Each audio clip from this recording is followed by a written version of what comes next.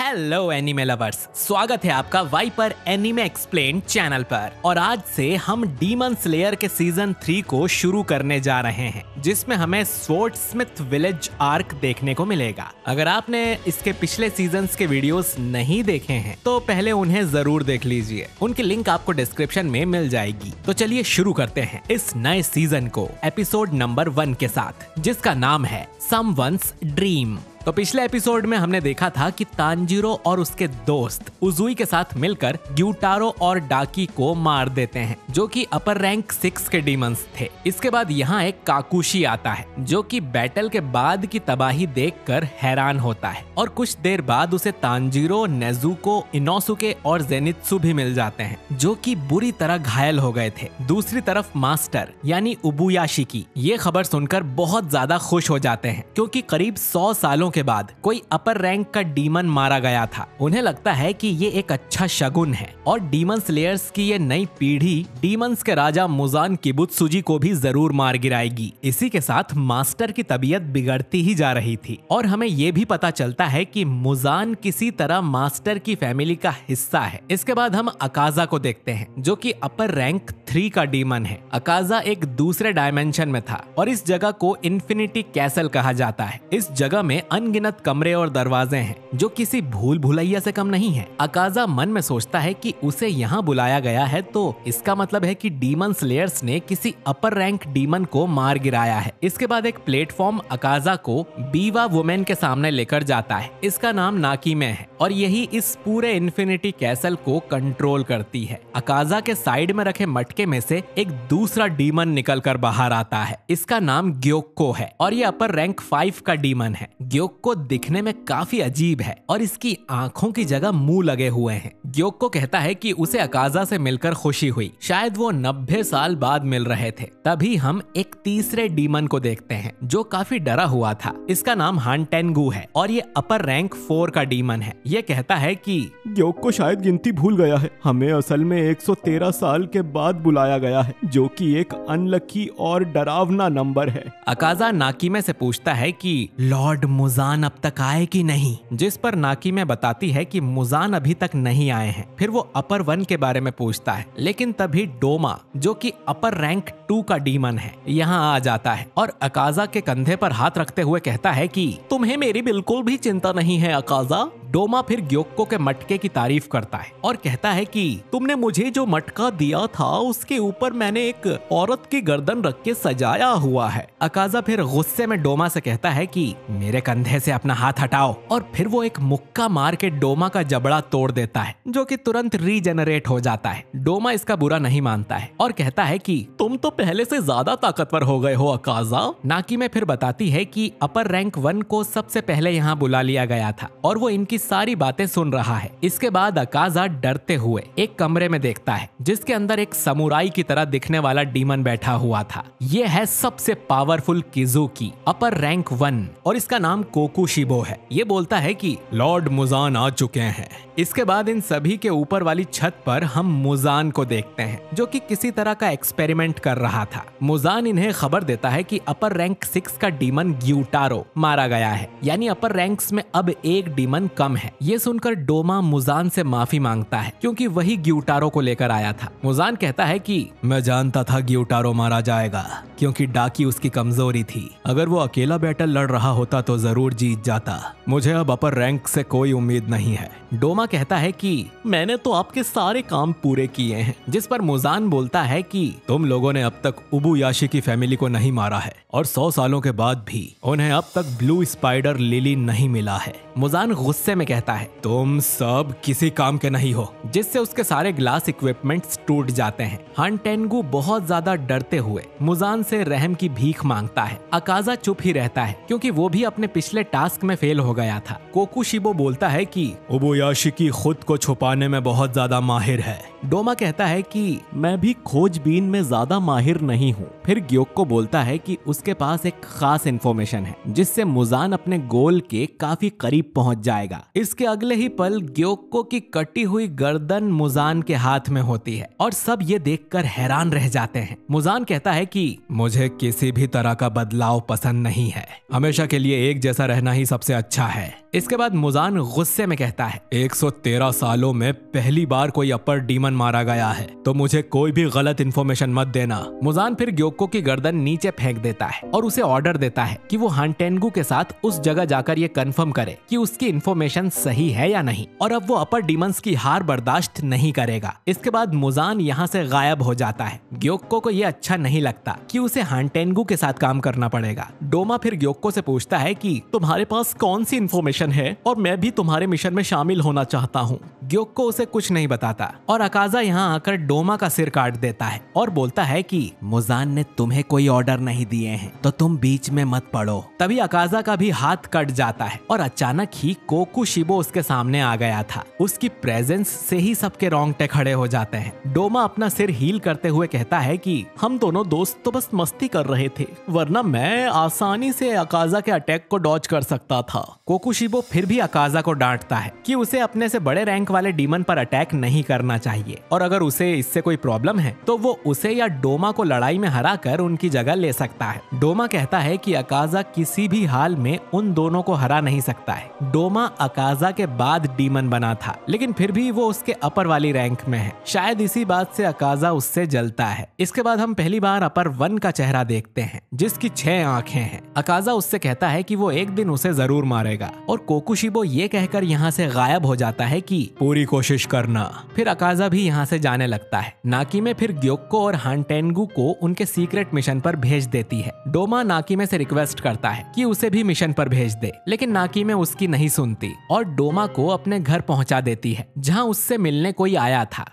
इसके बाद हम हनाफुदा इयररिंग्स पहने एक डीमन स्लेयर को देखते हैं। ये और कोई नहीं बल्कि योरिची है, जिसकी झलक हमने पिछले सीजन में भी देखी थी। योरिची की गोद में एक बच्चा सो रहा था, जिसका फादर योरिची के लिए चाय लेकर आता है। इस आदमी का नाम सुमियोशी है और ये काफी हद तक तांजीरो की तरह दिखता है। खैर, सुमियोशी योरिची को थैंक यू बोलता है उसकी और उसकी वाइफ की जान बचाने के लिए। योरिची अब यहाँ से जाने को बोलता है क्योंकि वो उन पर बोझ नहीं बनना चाहता। सुमियोशी डीमन स्लेयर से उसका नाम पूछता है और कहता है कि वो उसके बारे में अपनी आने वाली पीढ़ी को जरूर बताएगा, क्योंकि योरिची का कोई वंशज नहीं था। योरिची कहता है कि उसकी जरूरत नहीं है, वो कोई खास आदमी नहीं है, वो उस चीज को ही प्रोटेक्ट नहीं कर पाया जो उसके लिए खास थी। मेरा नाम मेरी जिंदगी की तरह ही बेकार है। और तभी तांजीरो की आंख खुल जाती है। उसकी आंखों में आंसू थे और ये सब एक सपना था। तांजीरो सोचता है कि मैं कहाँ हूँ। कानाओ तांजीरो को होश में देखकर बहुत खुश हो जाती है और उसके हाथ से फूलों का गुलदस्ता छूट जाता है। कानाओ बताती है कि तांजीरो 2 महीने से कोमा में था और उस लड़ाई के बाद वो अब जागा है। इसके बाद हम गोतो नाम के एक आदमी को देखते हैं, जो कि एक काकुशी है, यानी क्लीनिंग क्रू का मेंबर है। गोतो हाशिरा मीटिंग के दौरान भी मौजूद था और 2 महीने पहले तांजीरो इसी को मिला था। गोतो तांजीरो के लिए एक मिठाई लेकर जा रहा था। क्योंकि उसकी नाक बहुत तेज है तो शायद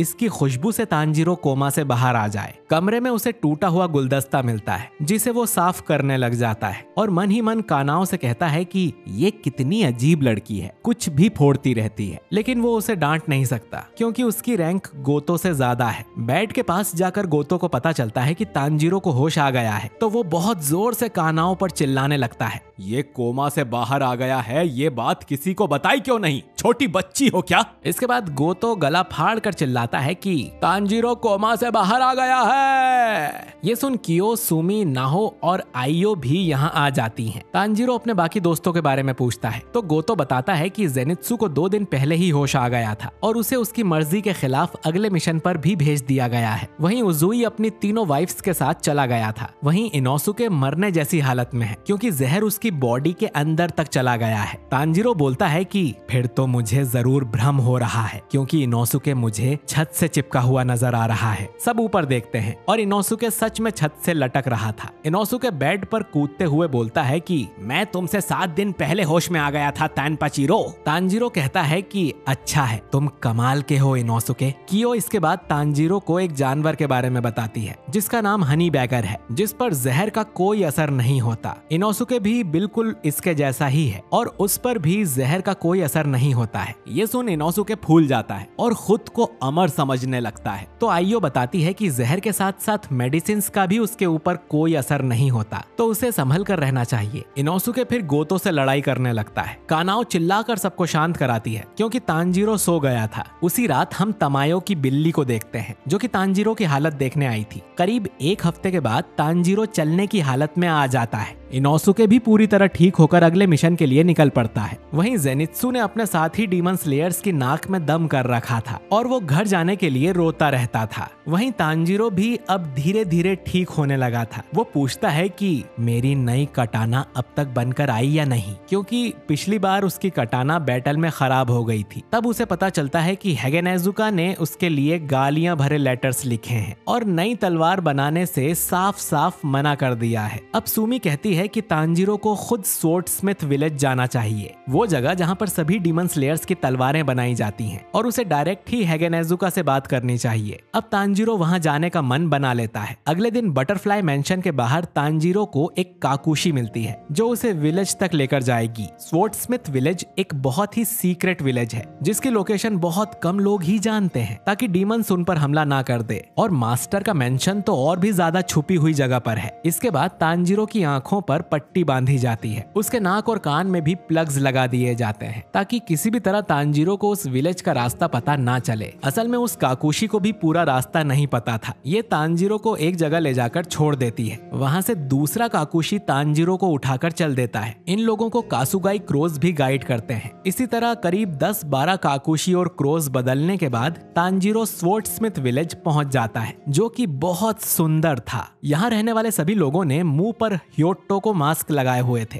ताकि उनकी आइडेंटिटी रिवील ना हो। काकुशी तांजीरो को विलेज चीफ तक पहुंचाने का रास्ता बता देती है। तांजीरो उसका शुक्रिया अदा करता है। उसकी आवाज गूंजते हुए हॉट स्प्रिंग तक पहुंचती है जिसमें लव हाशिरा मित्सुरी नहा रही थी, और ये जानकर वो खुश हो जाती है कि कोई विलेज में आया है। तांजीरो विलेज चीफ टेचिन से मिलता है जो कि विलेज के सबसे छोटे लेकिन सबसे खास आदमी है। वो तांजीरो को कुछ मिठाई खाने को देते हैं और बताते हैं कि होटारू जिसने तुम्हारी तलवार बनाई थी वो लापता हो गया है। उसका पूरा नाम होतेरू हेगेनेजुका है। ये नाम टेचिन ने ही उसे दिया था और वो बचपन से ही काफी गुस्सैल है। तांजीरो माफी मांगता है अपनी तलवार खराब करने के लिए, जिस पर टेचिन बोलता है कि तुम्हारी कोई गलती नहीं है, असल में होतारू ही कमजोर तलवारें बनाकर दे रहा था और उसके मिलते ही हम उसकी जमकर धुलाई करने वाले हैं। जब तुम पूरी तरह से ठीक हो जाओगे तब तुम्हें तुम्हारी नई तलवार मिल जाएगी। तब तक तुम यहाँ आराम से रह सकते हो और तुम्हें हॉट स्प्रिंग में नहाने जरूर जाना चाहिए, उससे तुम्हारे घाव जल्दी भर जाएंगे। रास्ते में तांजीरो एक वर्कशॉप देखता है जिसमें एक कटाना बनाई जा रही थी। इसके बाद एक आदमी उसे हॉट स्प्रिंग का रास्ता बता देता है। तब तक उसके लिए खाना तैयार हो जाएगा। तभी उन दोनों को जोरों से चीखने की आवाज आती है। ये मित्सुरी थी जो चिल्लाते हुए पहाड़ी से नीचे उतर रही थी। तांजीरो से थोड़ा धीरे चलने को बोलता है, नहीं तो उसके कपड़े खुल जाएंगे। मित्सुरी रोते हुए कहती है कि ऊपर एक लड़के से मैंने उसका नाम पूछा था तो उसने मुझे इग्नोर कर दिया।